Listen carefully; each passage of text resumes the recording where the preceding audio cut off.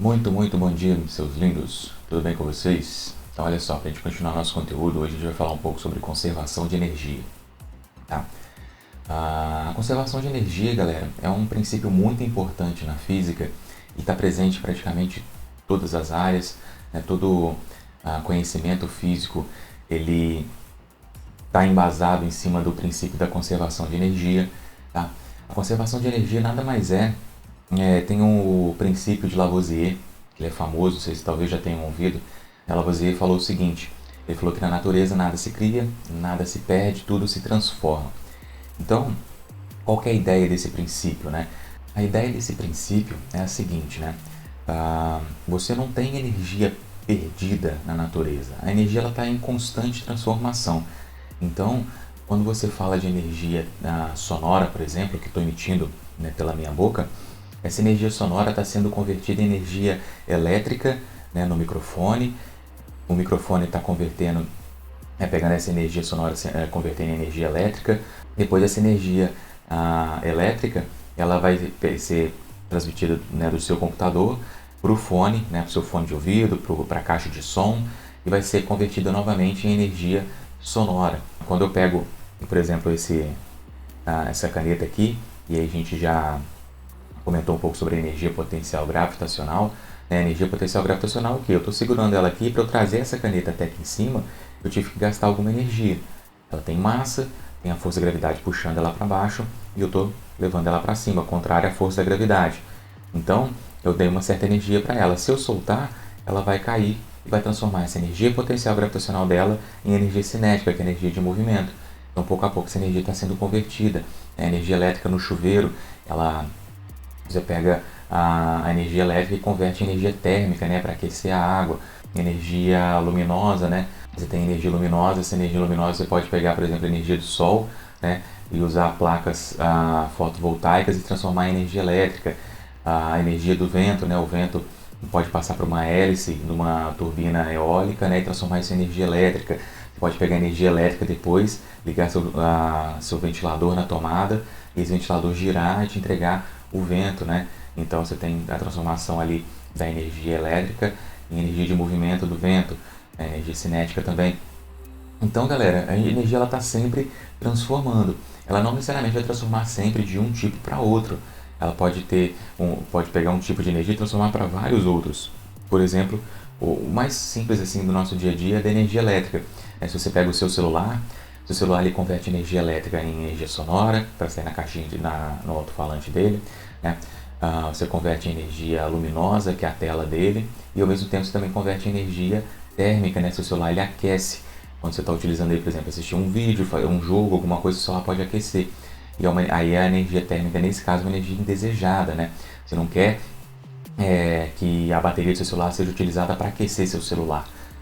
Agora, num chuveiro, a energia térmica ela é desejada, numa torneira elétrica a energia térmica é desejada, mas numa televisão, num computador, numa lâmpada, né, numa geladeira, a energia térmica ela não é desejada. Ela acontece por N motivos que a gente vai ver mais o ano que vem, né, de quando a gente fala de circuito elétrico. Então, galera, entrando no tema aqui mesmo da nossa aula, né, na parte de conservação de energia.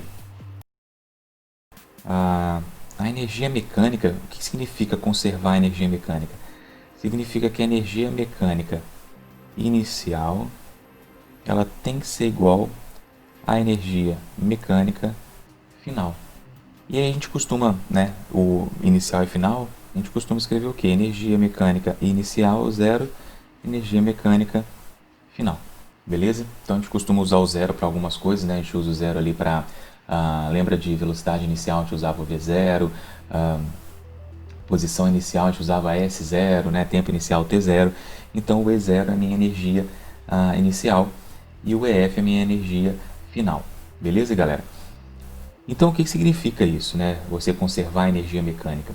Conservar a energia mecânica significa que a minha energia cinética inicial mais a minha energia potencial gravitacional inicial mais a minha energia elástica inicial, ela tem que ser igual à minha energia cinética final mais a energia potencial gravitacional final mais a energia elástica final. Beleza? Então a soma dessas energias no início tem que ser a soma dessas energias no final. Beleza? A energia elástica, a gente não falou muito dela ainda, mas o que acontece, né? Quando você pega uma mola ou um elástico, né? E uma mola, né? E comprime essa mola ou expande essa mola, quando você pega um elástico e expande ele, você faz o quê? Você está entregando energia para essa mola, para esse elástico, né? E aí, se você soltar, esse elástico tende a voltar para a posição inicial dele, para a posição de equilíbrio, a mola tende a voltar para a posição de equilíbrio dela, né? Que não é nem estendida, nem comprimida. Então, essa energia, ela fica acumulada. Então, por isso a gente fala que é uma energia potencial também, uma energia gravitacional. Você pega numa certa altura, segura lá, tem uma energia acumulada, você solta, essa energia acumulada é liberada, transformando em movimento. Então, galera, a energia elástica, ela depende de quê? Ela vai depender basicamente de duas coisas.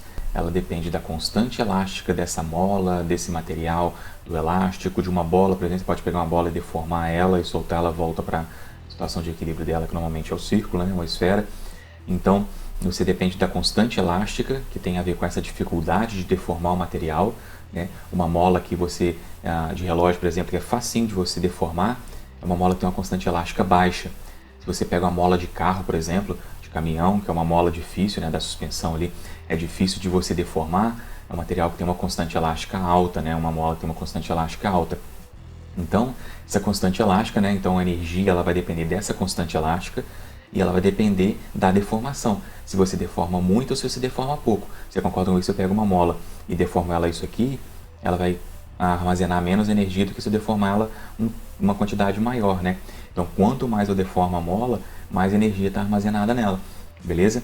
Então, ó, olha só, voltando aqui, vamos pegar as três equações, ó. E a energia elástica, eu coloquei ela aqui de elástica, vamos colocar aí, tá? Fica mais fácil de escrever. Energia elástica, ela depende da constante elástica, que a gente vai chamar de K, o x, que é a deformação ao quadrado, dividido por 2. Então, repare que ela é muito semelhante à equação aqui da energia cinética, né? Aqui mv quadrado sobre 2, que é kx quadrado sobre 2. Então, só para a gente lembrar que ó, o K é a minha constante elástica. A unidade da constante elástica, ela é, vou colocar aqui, ó, Newton por metro ao quadrado. Então, galera, aqui é Newton por metro, não tem quadrado não, tá? Desculpa, é Newton por metro. Aí esse metro ao quadrado, né, vai simplificar com um metro e vai ficar Newton no final, Newton vezes metro, que é a unidade de energia, que é Joule. Beleza? Então, olha só, galera. A minha constante elástica, então, Newton por metro, a minha deformação em metro, eu vou ter a unidade de energia. Aqui a mesma coisa, a massa em quilograma, a gravidade em metros por segundo ao quadrado, a altura em metro, massa em quilograma, velocidade em metro por segundo, e tudo isso em joule, né? A unidade de energia no sistema internacional é o joule, beleza? Então, galera, essa é a minha equação da energia elástica, essa é a minha equação da energia gravitacional, e aqui é a equação da minha energia cinética, tá? Então, como que funciona essa ideia de conservação de energia, então? Vamos pensar o seguinte, né? Vamos pegar um exemplo aqui. Então, ó, esse exemplo aqui, ó, eu tenho algum objeto, né, com uma massa de 20 kg, a uma altura de 80 metros, a velocidade inicial dele é 0 e a gravidade igual a 10 metros por segundo ao quadrado. Então, olha só. Ano passado, né, a gente resolveu alguns exercícios de queda livre e tal. Lembra lá que queda livre, né, significava que a velocidade inicial era igual a 0. Né? A única aceleração que atuava sobre o objeto era a aceleração da gravidade. Beleza? Então, a gente calculou que para uma altura de 80 metros, né, se usar aquela equação do sorvete, via avó mais a tia, Torricelli, né, se você usar essas equações para calcular qual que é a velocidade com que esse objeto chega aqui no final, né, a gente ia, o tempo de queda seria 4 segundos e a velocidade que ele chegava aqui no final era de 40 metros por segundo. Só que a gente consegue calcular isso também utilizando agora o princípio da conservação de energia, beleza? Sem utilizar aquelas equações ali do movimento. Então, qual que é a ideia? Ó? Considerando que aqui a única força que atua sobre o objeto é a força gravitacional, é uma força conservativa, não tem perda de energia. Então, a minha energia mecânica ela se conserva. Isso significa que a minha energia mecânica inicial é igual à minha energia mecânica final. Então, se você pegar aqui a equação, ó, eu tenho energia cinética no início. O que é energia cinética? Energia cinética é mv². Qual que é a velocidade inicial? A velocidade inicial é zero. Então, 0 elevado ao quadrado dá zero, vezes a massa dá zero, dividido por 2 dá zero. A minha energia cinética ela é igual a zero. Então, não precisa, né, ficar colocando sempre. Eu vou colocar só para a gente poder perceber aqui. Ó. Então, a minha energia cinética é zero, mais energia potencial gravitacional. A energia potencial ela depende da massa, da gravidade e da altura. A massa está aqui, 20 kg. Então, ó, 20 kg. A gravidade vale 10 e a altura vale 80. Mas não tem mola, não tem elástico, nada aqui. Então, a minha energia elástica também vale zero. Beleza? Isso aqui tem que ser igual ao quê? A minha energia cinética final, que é a energia que ele chega aqui embaixo. Então, aqui embaixo ele tem velocidade. Então, eu não sei qual é a velocidade dele, mas eu sei que a massa é 20. A velocidade final ao quadrado, que eu não sei o valor dela, dividido por 2.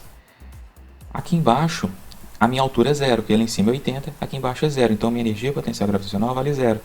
E a energia elástica continua valendo zero, considerando que é um pouquinho antes dele colidir no chão, a gente não tem informação em relação à colisão dele, a constante elástica, para saber se ele vai deformar ou não. Então, eu quero saber a velocidade com que ele toca o solo. Então, ele toca o solo, quando ele toca, ele ainda não deformou nem nada. Então, energia potencial elástica é zero. Então, repara que aqui sobra para mim o seguinte, ó, 20 vezes 10 vezes 80. Então, isso aqui vai dar 2 vezes 8, 16. 1, 2, 3, 0. 16.000. E aqui 20 dividido por 2 dá 10 vezes v ao quadrado. Então, ó, eu tenho aqui 1.600, ó, 16.000 é igual a 10 vezes v ao quadrado. Esse 10 passa dividindo, né, ou já vou simplificar aqui, ó, divido aqui por 10, aqui para dividir por 10 eu tiro um zero. Então fica 1.600 igual a v ao quadrado. Beleza? Então minha velocidade ela vai ser raiz quadrada de 1.600. Essa velocidade vai ser igual a 40 metros por segundo. Então, galera, essa que é a ideia da conservação de energia, né? A conservação de energia, ela diz pra gente que no início e no fim eu preciso ter a mesma quantidade de energia. Vamos dar um exemplo aqui de como pode aparecer, né, outros tipos de exercícios aí, ó. Um exercício bem comum nessa parte de conservação de energia é o exercício da montanha-russa. Então, ó, aqui eu tenho uma montanha-russa e tenho um carrinho da montanha-russa, beleza? Então, olha só, considerando que essa montanha-russa não tem perda de energia, sempre vai ser assim, né? Não tem atrito nem nada, na vida real lógico que tem, senão uma montanha-russa você poderia soltar ela e a partir do momento que você abandonou ela ali, você dá uma velocidade inicial nela bem pequenininha, ela vai fazer todo o percurso dela, vai voltar e vai continuar fazendo o percurso e vai fazer infinitamente se você não parar, se você não frear ela.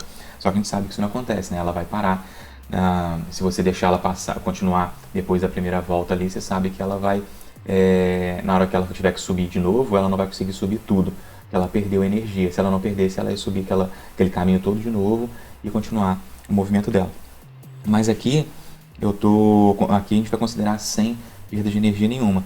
Vou considerar que esse carrinho aqui, por exemplo, ele tem uma velocidade inicial igual a 5 metros por segundo. A altura inicial dele em relação a esse ponto mais baixo aqui da montanha-russa, vou colocar aqui uma altura de 50 metros. Esse ponto mais baixo aqui que eu vou chamar de ponto... Esse lugar onde está saindo eu vou chamar de ponto A. Aqui eu vou chamar de ponto B. E aqui eu vou chamar de ponto C.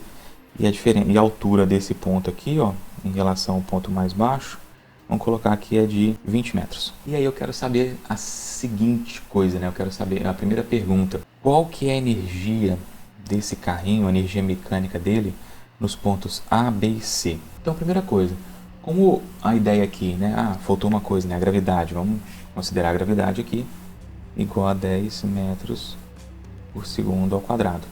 Como a ideia aqui é o meu sistema ser conservativo, eu tenho uma situação onde a energia se conserva, o que acontece? A energia mecânica no ponto A, no ponto B e no ponto C, elas são iguais. Elas têm que ser iguais, porque a energia se conserva. Eu não perco energia e eu não ganho energia no meio do caminho. Essa energia é sempre a mesma, independente do ponto que eu pegar. Então, basta calcular a energia, por exemplo, no ponto A, que eu já sei a velocidade, sei a altura e consigo calcular essa energia mecânica aqui, ela vai ser a mesma no ponto B e a mesma no ponto C, beleza? Então, ó, a energia mecânica no ponto A, ela vai ser, ó, não tem elástica, né? Não tem mola, mas tem altura e tem velocidade. Então, eu tenho energia potencial gravitacional no ponto A e eu tenho energia cinética no ponto A, beleza? Então, a minha energia mecânica no ponto A, ela vai ser o quê?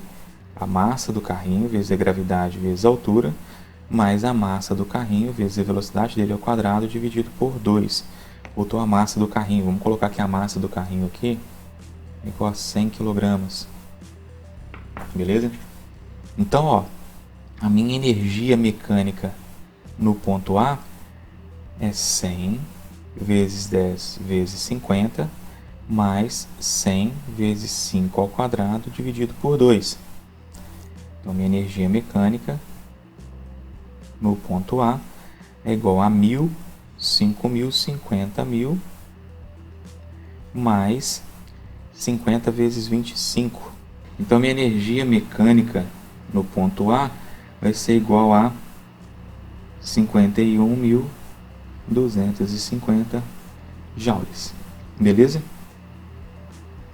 Então, galera, essa é a minha energia mecânica no ponto A, mas ela também é a minha energia mecânica no ponto B e no ponto C. Me apareceu aqui, ó. Aí. Ela também é minha energia mecânica no ponto B, que também é minha energia mecânica no ponto C, por causa da conservação de energia. A mesma energia que ele tem aqui em cima, ele tem que ter no ponto B e no ponto C. Beleza? Então, o que eu fiz? Eu calculei a energia mecânica no ponto A, que eu sei que tem altura, então eu tenho energia potencial gravitacional, tem velocidade, então tem energia cinética. Fui lá e calculei. Aí, uma coisa que esses exercícios costumam perguntar é o quê? Qual que é a velocidade com que ele passa no ponto B? Quero saber a velocidade aqui no ponto B. E aí, qual vai ser essa velocidade no ponto B? Então, para você saber a velocidade no ponto B, o que acontece? A gente já sabe qual que é a energia total que esse carrinho tem em qualquer ponto da trajetória. Então, aqui no ponto B, a energia total dele é essa. Então, ó, a energia, eu quero saber a energia que ele a velocidade no ponto B. Então, ó, a energia dele no ponto B, se você olhar o ponto B, se aqui eu tenho 50 metros de altura, eu estou considerando esse ponto mais baixo aqui como altura zero. Então, nesse ponto B, a única coisa que eu tenho é energia cinética no ponto B. A energia mecânica dele no ponto B é igual à energia cinética dele no ponto B. Então, ó, a energia mecânica no ponto B eu já sei que vale 51.250 joules. E a energia cinética no ponto B vai ser a massa do carrinho, né? Que é 100, vezes a velocidade no ponto B, que eu não sei, dividido por 2. Então, aqui eu vou ter o quê? 51.250 é igual a 100 dividido por 2, dá 50, vezes a velocidade no ponto B ao quadrado. Passo 50 dividindo, eu vou ter 51.250 dividido por 50 é igual a velocidade no ponto B ao quadrado. Isso aqui então vai dar o quê? Minha velocidade no ponto B ao quadrado, ela vai ser igual a 1.025. Como eu quero saber a velocidade, né, e não a velocidade ao quadrado, eu tiro a raiz de 1.025. A velocidade, então, no ponto B dá aproximadamente 32 metros por segundo, que vai dar quase 100 km por hora, beleza? Então, galera, aqui a gente achou a velocidade no ponto B. Aí, outra pergunta é a seguinte: e no ponto C? Qual que é a velocidade que ele tem no ponto C? Então, olha só, galera, a energia mecânica que eu tinha lá, lembra que a energia mecânica total, né, ela era igual no ponto A, B e C, que valia 51.250 joules. Então, essa é a energia aqui do ponto C. Então, ó, no ponto C, o que acontece? Eu tenho uma certa altura e eu vou ter uma certa velocidade. Então, a energia mecânica no ponto C, ela é a energia cinética, né, no ponto C, mais a energia potencial gravitacional no ponto C. Ela vale, a energia mecânica vale 51.250. A energia cinética vai ser a massa do carrinho, que vale 100, vezes a velocidade no ponto C, que eu não sei, então é o que eu quero saber, ao quadrado, dividido por 2. Mais a massa do carrinho, energia potencial gravitacional, né? A massa, a gravidade e a altura. A massa do carrinho vezes a gravidade, que é 10, e a altura, que é 20. Então agora eu preciso calcular a velocidade no ponto C. 51.250 é igual a 100 dividido por 2, 50, vezes velocidade no ponto C ao quadrado, mais 100 vezes 10, 1000 vezes 20, 20 mil. Esse 20 mil passa para o lado de cá negativo, ó, 51.250 menos 20 mil é igual a 50 vezes velocidade do C ao quadrado. Então, 51.250 menos 20 mil, eu vou ter aqui, então, 31.250. Isso aqui vai ser igual a 50 vezes VC ao quadrado. Vou dividir isso aqui por 50, então. 625 é igual a VC ao quadrado, né? Eu passei o 50 dividindo. E a raiz quadrada de 625, então a velocidade no ponto C é igual a 25 metros por segundo. É a velocidade que ele tem aqui no ponto C. Beleza, galera? Então, a ideia de conservação de energia, né, o que aparece muito pra gente, são exercícios desse tipo, né? Exercícios que você tem que considerar uma altura inicial, uma altura final, uma diferença de velocidade, tá? E aí o exercício de montanha-russa ele é típico para aparecer, o exercício para calcular a velocidade, né, final ou no meio de um movimento também, de queda livre, é um exercício típico de aparecer. Então, galera, a aula de hoje é isso aí. Um bom dia para vocês e beijão.